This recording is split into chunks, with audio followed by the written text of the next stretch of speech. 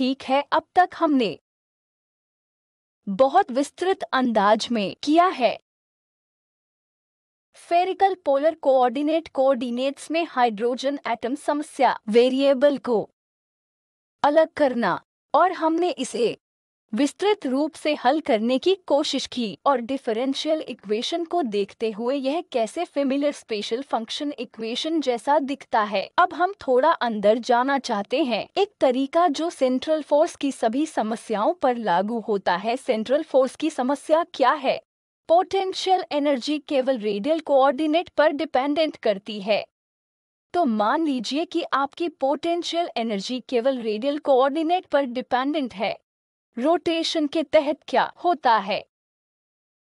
इसलिए यह central force की समस्या है। वे घूर्णी रूप से अपरिवर्तनीय सिस्टम है ना? इसलिए जब भी हमारे पास एक घूर्णी रूप से अपरिवर्तनीय सिस्टम होता है, आप देखना शुरू कर सकते हैं कि अनुरूप ऑपरेशन जैसा अनुवाद क्या है। सिस्टम रूप से अपरिवर्तनीय प्रणाली का अर्थ है संबंधित ऑपरेटर क्या है। मान लीजिए कि आप x प्लस एप्सिलॉन का फंक्शन f लेना चाहते हैं। यह अनुवाद है। मैं एक टेलर सीरीज के रूप में लिख सकती हूँ, ठीक है।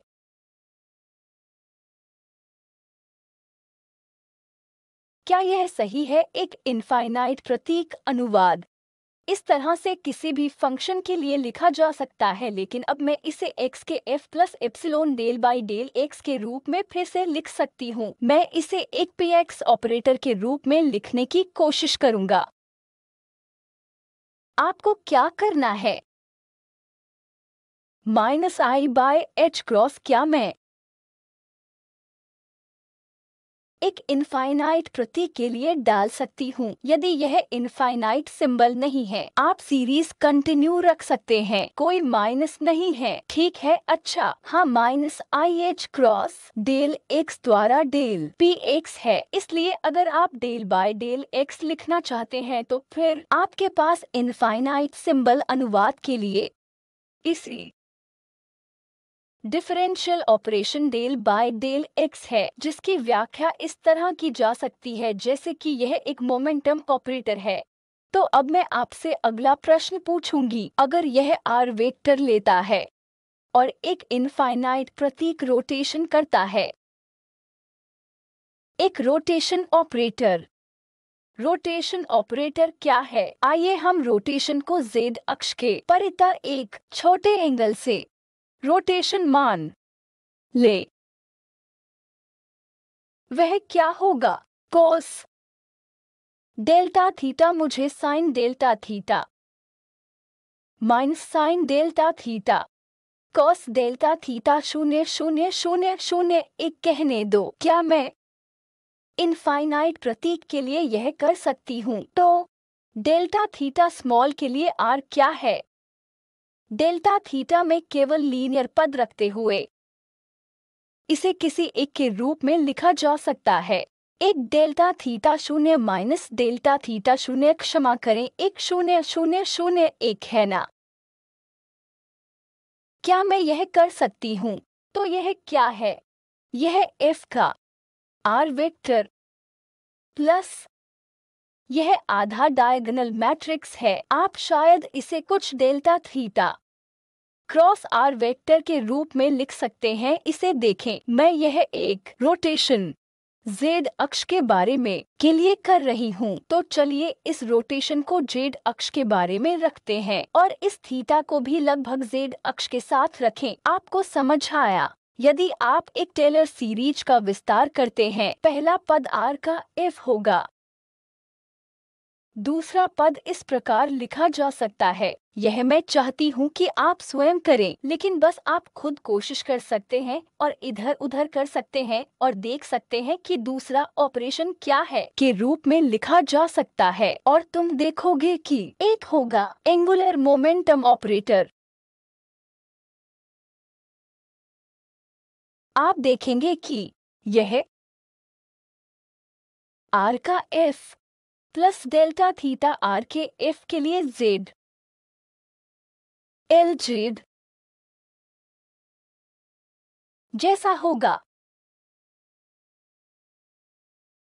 इसे आप जांचने के लिए छोड़ दें। अभी नहीं करने वाली हूँ, लेकिन इसलिए मूल रूप से मैं पॉइंट बताने की कोशिश कर रही हूँ। वह एक अनुवाद वेव फंक्शन के लिए भी हो सकता है। इनफाइनाइट सिंबल अनुवाद द्वारा मार्ग यदि आप प्राप्त करना चाहते हैं तो आपको एक लीनियर मोमेंटम की आवश्यकता है। यदि आपको इनफाइनाइट प्रतीक रोटेशन की आवश्यकता है, आपको एंगुलर मोमेंटम की आवश्यकता है। यदि आप जेड अक्ष के बारे में रोटेशन करते हैं तो आपको एंगुलर मोमेंटम के जेड कंपोनेंट की आवश्यकता होती है। तो एंगुलर मोमेंटम घूर्णी रूप से अपरिवर्तनीय सिस्टम में संरक्षित है, जो आप सभी ने क्लासिकल मैकेनिक्स में सीखा है। आपने यह कैसे जांचा कि घूर्णी रूप से अपरिवर्तनीय सिस्टम में एंगुलर मोमेंटम संरक्षित है? केपलर समस्या या कुछ भी ले लो। Kepler system central force potential. आप यह कैसे दिखाते हैं कि dl/dt शून्य है? मोशन के हाइजेनबर्ग के समीकरण जो तुम करते हो, जो दर्शाता है कि हैमिल्टनियन पॉइसन ब्रैकेट है ना, किसी भी कंपोनेंट का पॉइसन ब्रैकेट,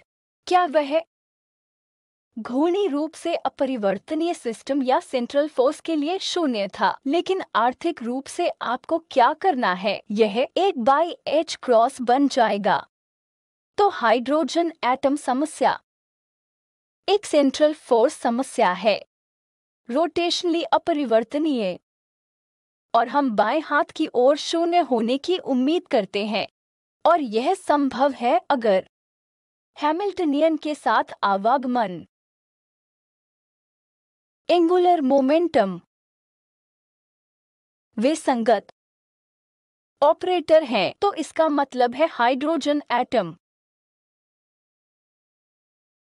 समस्या सभी सेंट्रल फोर्स में आर क्षमता के सभी भी शामिल है। यह हाइड्रोजन परमाणु होने की आवश्यकता नहीं है। रोटेशनली अपरिवर्तनीय सिस्टम क्लासिकल मैकेनिक्स में एंगुलर मोमेंटम संरक्षित है। थ्योरम कहती है कि अपेक्षा के एक्सपेक्टेशन वैल्यू एंगुलर मोमेंटम के मूल्य को संरक्षित किया जाता है और मोशन के अपने हाइजेनबर्ग के चित्र या एक्सपेक्टेशन वैल्यू पर श्रोडिंगर चित्र समीकरणों का उपयोग करना यह सही बात नहीं है। इसलिए मुझे यहाँ एक एक्सपेक्टेशन वैल्यू डालने की जरूरत है। अगर आप कहते हैं कि हाइजेनबर्ग चित्र में स्टेट्स टाइम में विकसित नहीं होते हैं, मैं उस एक्सपेक्टेशन वैल्यू को हटा सकती हूँ जिसकी आवश्यकता नहीं है। मैं यहाँ एक ऑपरेटर लिख सकती हूँ, हर कोई इससे परिचित है। तो यह तब है जब मैं श्रोडिंगर तस्वीर देख रही हूँ, लेकिन मैं इसे एक ऑपरेटर इक्वेशन के रूप में हाइजेनबर्ग तस्वीर में लिख सकती हूँ। यह हाइजेनबर्ग की तस्वीर है।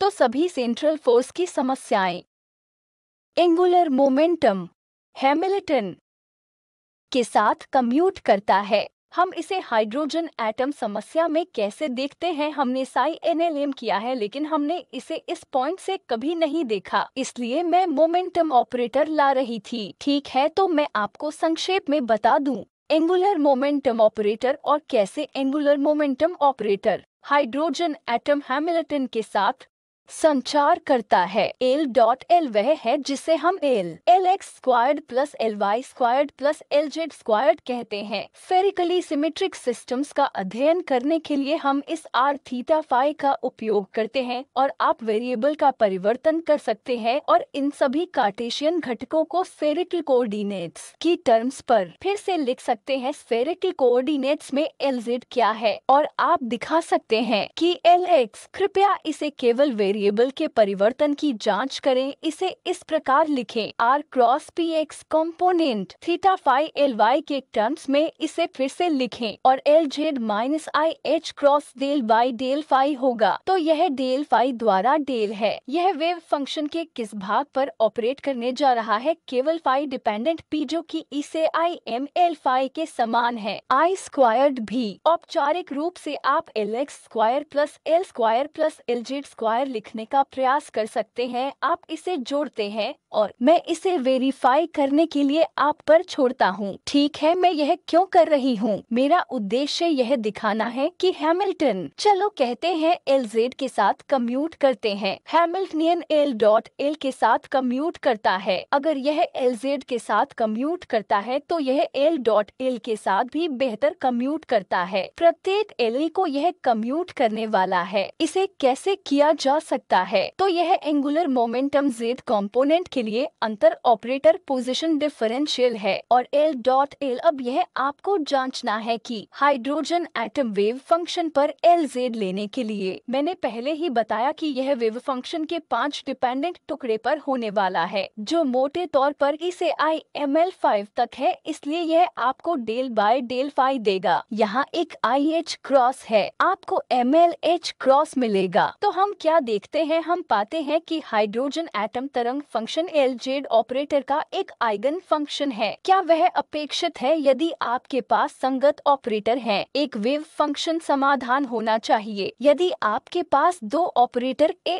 और B हैं, A और B का eigen function simultaneous eigen function होगा। वे हैमिल्टनियन के आइगन फंक्शन थे। हम स्पष्ट रूप से देखते हैं कि मुझे नहीं पता कि क्या आप सभी रोमांच देखते हैं कि रोटेशनली अपरिवर्तनीय सिस्टम हैमिल्टनियन को एंगुलर मोमेंटम कंपोनेंट के साथ कम्यूट करना पड़ता है। इसका मतलब है अगर यह कम्यूट करता है तो आप हैमिल्टनियन और दोनों के लिए एक साथ आइगन बेसिस लिख सकते हैं LZ, और यह हो रहा है। यह एक आइगन इक्वेशन है। आइगन वैल्यू क्या है? इजन वैल्यू MLH क्रॉस है। L.L के बारे में क्या है? यह भी आप देख सकते हैं कि यह ऑपरेटर का प्रकार होगा, आपके थीटा फाई वेव फंक्शन का हिस्सा है। कृपया वापस जाएं और वेव फंक्शन के थीटा फाई भाग को देखें और आप देख सकते हैं कि आप एक आइगन वैल्यू निकाल सकते हैं जो L स्क्वायर्ड नहीं है लेकिन L into L plus 1 times H cross.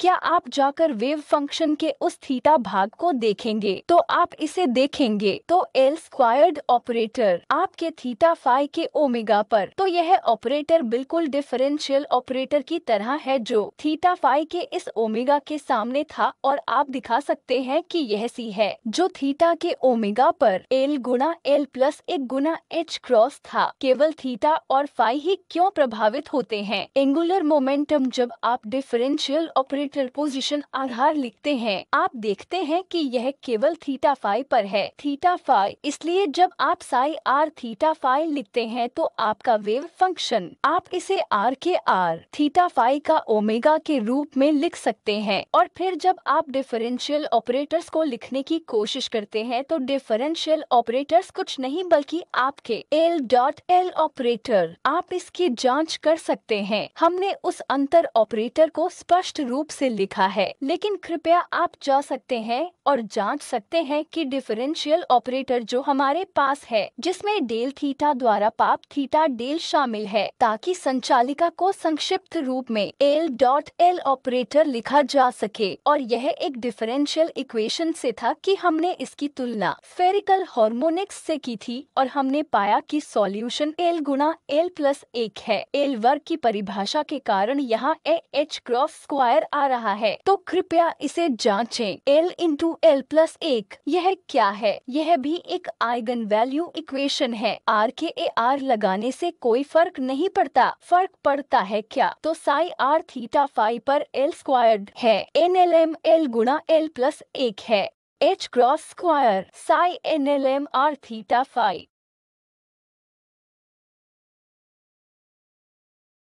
तो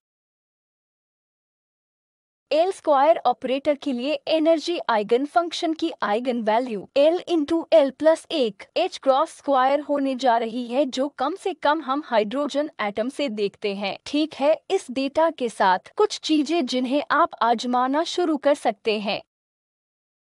ऑर्बिटल मैग्नेटिक डायपोल मोमेंट है। निश्चित रूप से आप सभी यह जानते हैं, दायां bore magneton multiply by orbital angular momentum. Magnetic moment है ना? यह बोर मैग्नेटन है। L एंगुलर मोमेंटम है। मान लीजिए मैं इस मैग्नेटिक डायपोल मोमेंट ऑपरेटर के z कंपोनेंट को लेती हूँ। इस वेव फंक्शन पर कार्य करें।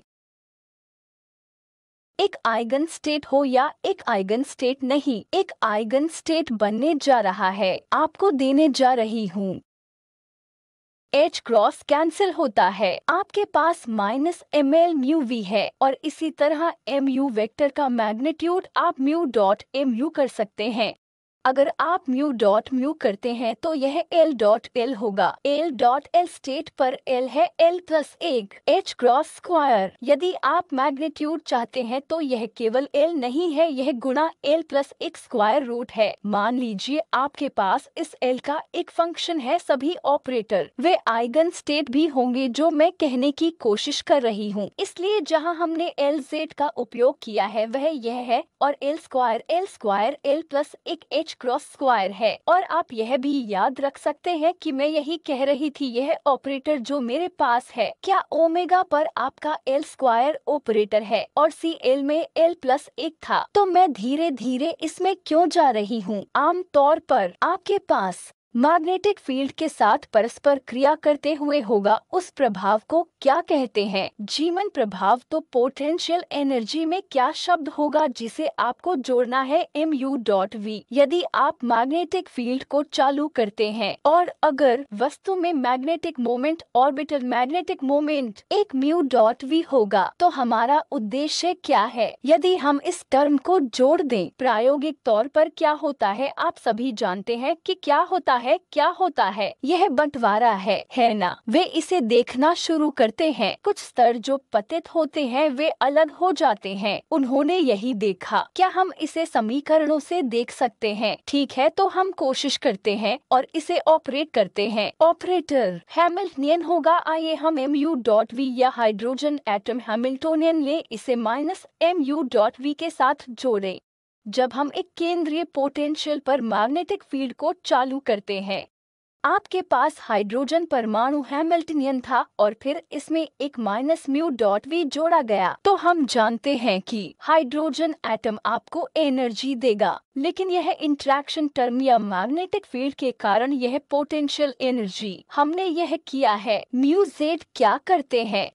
यदि मान ले कि मैग्नेटिक फील्ड z दिशा के अनुदिश है, म्यू जेड आपको ml समय देगा -ml टाइम्स mu भी। ठीक है, हमने इसे देखा है। क्षमा करें, मुझे उस वेव फंक्शन को गुणा करना चाहिए जो मैंने नहीं किया है, तो कृपया उस वेव फंक्शन को लगाएं। तो यह फिर से एक आइगन वैल्यू इक्वेशन है, लेकिन प्रारंभ में उन वेव फंक्शन की एनर्जी थी,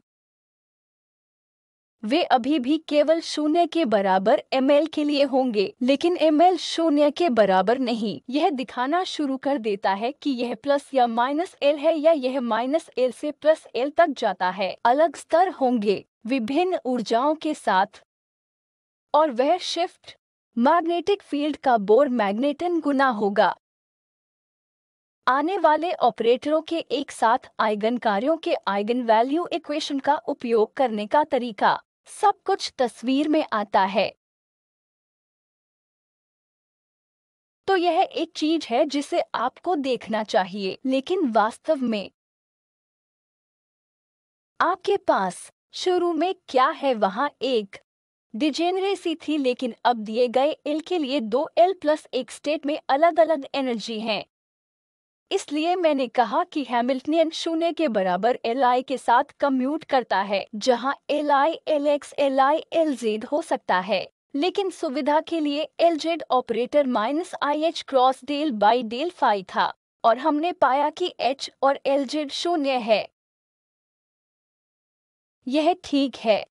मान लीजिए आप हैमिल्टनियन लेते हैं जो p square over 2m r का प्लस v है, और फिर मैं एक म्यू डॉट b भी जोड़ना चाहती हूँ और मैं म्यू को z दिशा के साथ ले जाती हूँ। तो यहाँ क्या होता है, यह p squared over 2m r का प्लस v और फिर यह होगा एक bore magneton times Lz quantum number times Bz। ठीक है, तो मैं उन कारकों को नहीं लिखूंगी, यह Lz ऑपरेटर पर निर्भर करता है। अब आप जो सवाल पूछ रहे हैं वह यह है कि क्या यह नया हैमिल्टनियन, यह एक नया हैमिल्टन है, क्या यह LZ के साथ कम्यूट करता है? यह LX LY के साथ यात्रा नहीं करता है। ओल्ड हैमिल्टन ने LX और लीभी के साथ कम्यूट किया, लेकिन न्यू हैमिल्टनियन LZ के साथ अभी भी कम्यूट करता है। क्या यह यहाँ से स्पष्ट है? LZ के टर्म पोटेंशियल जोड़ने पर अगर मैं कम्यूटेटर को LZ के साथ लेती हूँ, यह टर्म वैसे भी कम्यूट करता है और यह भी कम्यूट ट्राइवल होगा, तो यह LZ और हैमिल्टनियन की साइमल्टेनियस आइगन स्टेट है। इसलिए यदि आप जाते हैं और अपना वेव फंक्शन लिखते हैं,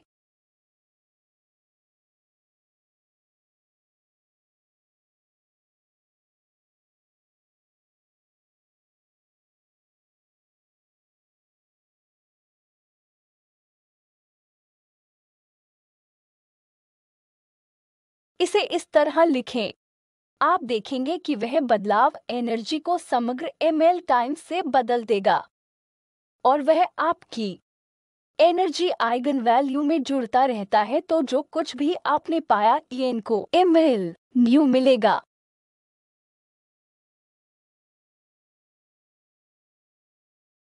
यही होगा। मैं एक अलग पॉइंट से बहस कर रही हूँ कि हैमिल्टनियन हाइड्रोजन एटम का प्रारंभिक हैमिल्टन LZ के साथ कम्यूट करता है, लेकिन मैं हाइड्रोजन एटम भी लिख सकती हूँ plus mu dot B mu ZBZ LZ के साथ, वो भी 0। यहाँ से भी मैं यह पता लगा सकती हूँ कि ऑपरेटर का उपयोग करके एनर्जी में क्या बदलाव है। वेव फंक्शन औपचारिकता से भी आप उस डेरिवेशन को देखेंगे। तो क्या हो रहा है कि इस एक के पास एक n² डिजेनरेसी थी।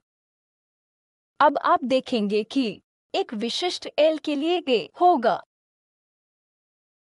बंटवारा जो हो रहा है और हर एक होगा, यह अंतर होगा म्यू BB 2 म्यू BB और इसी तरह। तुम समझ रहे हो कि मैं क्या कह रही हूँ, ठीक है? यही है जीमन्स का बंटवारा, ठीक? तो मैं बस यही कहने की कोशिश कर रही हूँ। आप ऐसा कर सकते हैं, औपचारिक रूप से भी ऐसा करें और देखें कि एनर्जी में बदलाव होता है या नहीं। यह अब डिजेनरेसी नहीं है, वहाँ होगा ए अलग अलग एनर्जी वाले किसी दिए गए L के लिए 12+1 स्टेट्स तथा तो जीमन प्रभाव द्वारा डिजेनरेसी दूर हो जाती है। L बराबर 0 है। आपसे क्या उम्मीद है? क्या यह प्रभाव होगा? तो L 0 के बराबर मैग्नेटिक फील्ड की उपस्थिति में या मैग्नेटिक फील्ड की अनुपस्थिति में मुझे कोई अंतर दिखाई नहीं देता। L बराबर 0 मानो पार्टिकल लगभग विराम अवस्था में है, कोई नहीं है। नहीं, यह एक तरह का भारी और स्टेशनरी है या यह रेस्ट है कि आप स्टेट को L पर मान सकते हैं 0 के बराबर है और स्पेक्ट्रम यह कहने में सक्षम होगा कि आप B में 0 के बराबर है या B 0 के बराबर नहीं है। एक्सपेरिमेंटली यह सच नहीं है। वे क्या देखते हैं? यह अतिरिक्त चीज है जो हम कभी नहीं लाए। हमारे श्रोडिंगर इक्वेशन में जो स्पिन एंगुलर मोमेंटम है, और हम गैर सापेक्ष श्रोडिंगर इक्वेशन नॉन रिलेटिविस्टिक में स्पिन एंगुलर मोमेंटम पर चर्चा नहीं कर सकते क्योंकि आपका गतिज ऑपरेटर p²/2m है। यदि आप रिलेटिविस्टिक क्वांटम मैकेनिक्स करना चाहते हैं, संशोधन क्या होना चाहिए? काइनेटिक एनर्जी या कुल ऊर्जा के रूप में लिखा जाना है p²c² + m0²। c⁴ इस तरह आपको स्क्वायर रूट में लिखना है, ठीक है? तो हम यही कर रहे हैं। हम हमेशा किनेटिक एनर्जी को p²/2m के रूप में ले रहे हैं। जो नॉन रिलेटिविस्टिक क्वांटम मैकेनिक्स का अध्ययन कर रहे हैं, जो कि श्रोडिंगर इक्वेशन है, और हम यह एडिशनल क्वांटम नंबर नहीं हो सकते हैं जो नॉन रिलेटिविस्टिक क्वांटम मैकेनिक्स में स्पिन क्वांटम संख्या है, लेकिन प्रयोग इसके द्वारा नियंत्रित नहीं होते हैं। वे वही देख रहे हैं जो वे देख रहे हैं, इसलिए वे L बराबर 0 के लिए भी देख रहे हैं। वे देखते हैं कि डिजेनरेसी हो गया है, लेकिन मैथमेटिकली मैं एल को शून्य के बराबर देखता हूँ। कोई भेद नहीं है कि हम एक मैग्नेटिक फील्ड डालते हैं या नो मैग्नेटिक फील्ड। स्पष्ट है? ठीक। ताकि हाथ से इलेक्ट्रॉनों को स्पिन क्वांटम नंबर में डालकर अवधारणा में लाया जा सके। नॉन रिलेटिविस्टिक क्वांटम मैकेनिक्स तो प्रयोगात्मक रूप से जब वे n से 3 के बराबर n से 2 के बराबर ट्रांजिशन करते हैं, वे देखते हैं कि वहाँ छोटा बंद लाइनें हैं जो 0.14 नैनोमीटर दूर हैं। वे इसका हिसाब नहीं दे सकते इलेक्ट्रॉन को पेश किए बिना। स्पिन क्वांटम नंबर और जीमन प्रभाव में भी जैसा कि मैंने कहा एल शून्य के बराबर उन्होंने सी 2 लाइनें की। वे इसके लिए सिर्फ द्वारा हिसाब नहीं दे सकते म्यू डॉट बी टर्म, जो कि म्यू ऑर्बिटल मैग्नेटिक मोमेंट है। और दूसरी ठोस बात है स्टर्न-गेरलैक एक्सपेरिमेंट, जिसमें सिल्वर एटॉम का बीम शामिल होता है जो उत्पादित किया जाता है और इसे बनाया जाता है। उन्हें लगभग एल को शून्य के बराबर मान लिया जाता है और उन्हें हार्मोजीनियस मैग्नेटिक फील्ड में इसके माध्यम से जाने के लिए बनाया जाता है। और वे देखते हैं कि 2 बीम्स निकल रही हैं। इसलिए इन प्रयोगात्मक परिणामों को श्रोडिंगर इक्वेशन का उपयोग करके नहीं समझा जा सकता है। कारण क्या है? यह मैंने पहले ही कहा है कि नॉन रिलेटिविस्टिक पार्टिकल्स के लिए श्रोडिंगर इक्वेशन लागू होता है, जबकि इलेक्ट्रॉन स्पिन आपेक्षिक प्रभाव है। इसलिए रिलेटिविस्टिक थ्योरी के लिए हमें डिराक के इक्वेशन के अध्ययन की आवश्यकता है तथा इन लोगों ने एक स्पिन क्वांटम संख्या गॉडस्मिट की थी जो सभी इलेक्ट्रॉनों के लिए समान है। तो यह हमें थ्योरी रूप में क्या बताता है? मुझे एक सिमिलर टर्म पेश करना है जिस तरह से हमने ऑर्बिटल मैग्नेटिक मोमेंट की शुरुआत की, एक स्पिन मैग्नेटिक मोमेंट, और हम एक आनुपातिकता फैक्टर भी पेश करते हैं जो जी कारक है और ms को प्लस या माइनस आधा माना जाता है। अगर हम इसे लेते हैं तो हम सभी प्रयोगात्मक डेटा का हिसाब लगा सकते हैं। ठीक है, तो आपके ऑर्बिटल एंगुलर मोमेंटम L और अजीमुथल क्वांटम नंबर L और ml की तरह आपके पास एक s हो सकता है। SI इलेक्ट्रॉनों के लिए हमेशा आधा होता है और आपके पास एक ms होगा जो -s प्लस s से जाता है। अगर यह आधा है तो यह -½ से +½ में चला जाता है। इसलिए आपको 2 अलग अलग रेखाएं दिखाई देती हैं जो स्पिन एंगुलर मोमेंटम के लिए लेखांकन है। भले ही L शून्य हो, भले ही L शून्य है, जब आप मैग्नेटिक फील्ड को चालू करते हैं तो आपको अलग अलग रेखाएं दिखाई देती हैं। 2 बंटवारे स्पिन क्वांटम नंबर के कारण है। s के बराबर आधा और ms -½ और +½ के बराबर है। तो मुझे यही रुकने दो।